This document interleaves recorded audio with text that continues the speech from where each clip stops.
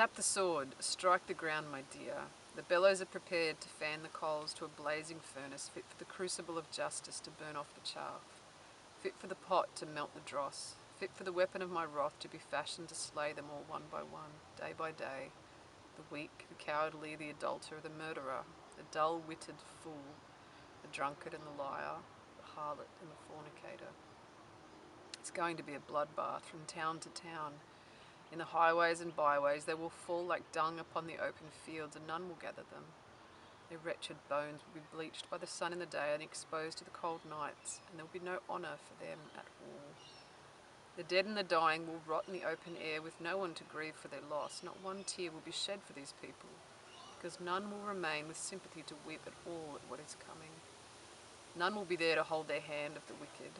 There will be no kindness for the widow, or suffering servant for them to use like they did you, my child.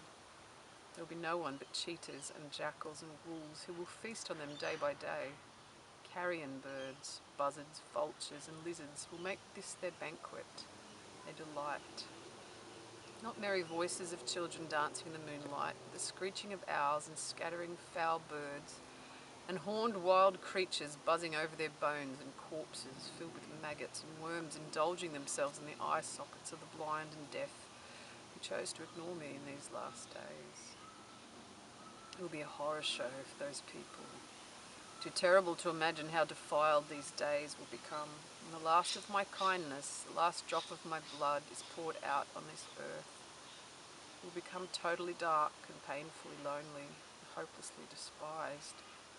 The most evil of things in every tortured place, thriving in the circus of this planet, desolate and ruined, and lost and abandoned, everything laid to waste.